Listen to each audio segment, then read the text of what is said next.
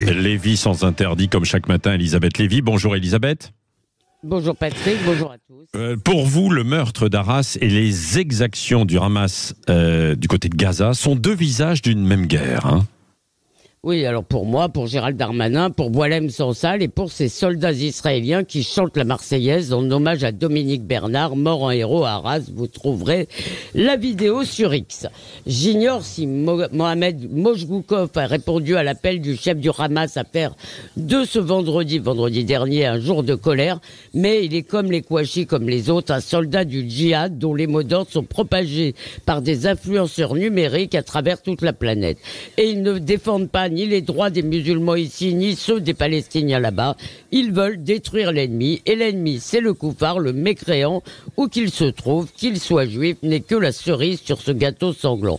Ce que les islamistes haïssent en France, comme en Israël, c'est l'héritage des Lumières, le règne de la raison. Voilà pourquoi ils attaquent l'école, symbole du prix que nous attachons à cet héritage, même si le cas de Mojgoukov, qui a bénéficié, lui, de l'école de la République et d'ailleurs de tous les bienfaits de l'État-providence, est plutôt décourageant. Quelle conclusion alors tirez-vous de cette observation, justement ?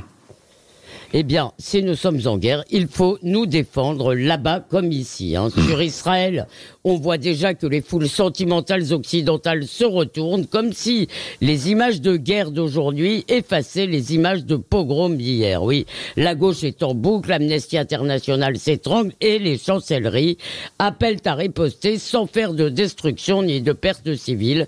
Malheureusement, ça c'est impossible. Contrairement au Hamas, Israël ne veut pas tuer de civils, mais il le fera inévitablement, y compris d'ailleurs ses propres otages, car la destruction de l'infrastructure du Hamas, ça n'est pas une question de guerre, de territoire, de conflit, c'est un enjeu existentiel.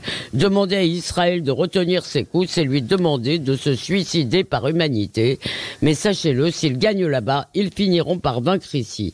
Or ici, nous pouvons encore lutter, heureusement, avec l'arsenal du droit et de la politique, mais cela appelle une révolution copernicienne. Les Français ne veulent plus couver des assassins avec leurs impôts. Et il y a aujourd'hui un quasi-consensus national pour expulser les étrangers dangereux et en même temps la rage que ce ne soit pas encore le cas.